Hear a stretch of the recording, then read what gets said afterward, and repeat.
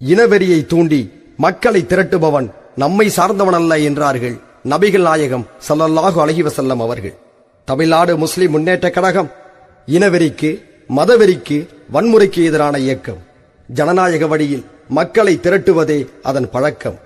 அறிவாளிகளை கொண்ட இயக்கத்திற்கு ஆயுதங்கள் தேவையில்லை என்றார் கவிஞர் அல்லாமா இக்பால் அவர்கள். ஆம், வீச்சறிவாலும் வெடிகுண்டுகளும் தீர்வுகளை தராது. இதனால் மாற்றங்கள் மலராது.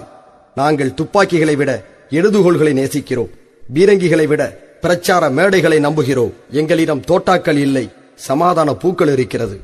நாங்கள் கொள்கையை பேசி கருப்பு வெள்ளை கொடிகளை கைகளில் ஏந்தி மக்களை அடைக்கிறோம்.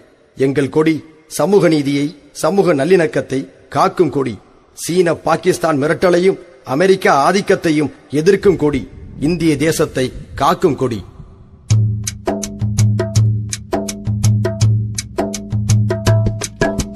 கழக கொடி, கழக கொடி, இது தமுமுக கழக கொடி. இருகப்பிடி, இருக்கிப்பிடி, நம்மை ஒன்றாய் இணைத்திடும் இயக்க கொடி.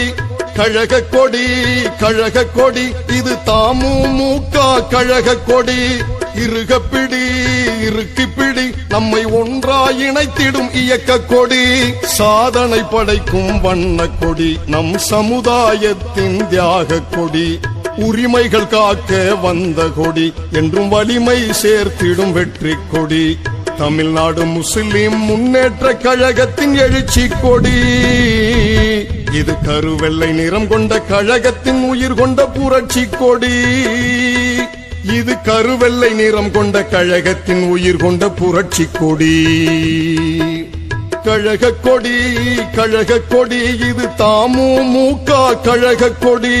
இருகப்பிடி, இருக்கிப்பிடி, நம்மை ஒன்றாய் இணைத்திடும் இயக்க கொடி.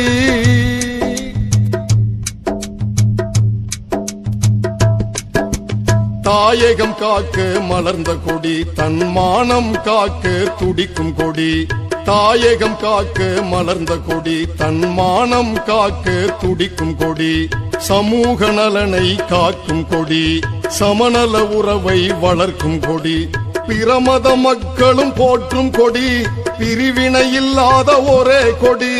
பிரமத மக்களும் போற்றும் கொடி, பிரிவினை இல்லாத ஒரே கொடி. தமிழ்நாடு முஸ்லிம் முன்னேற்ற கழகத்தின் எழுச்சி கொடி. இது கருவெள்ளை நிறம் கொண்ட கழகத்தின் உயிர் கொண்ட புரட்சி கொடி.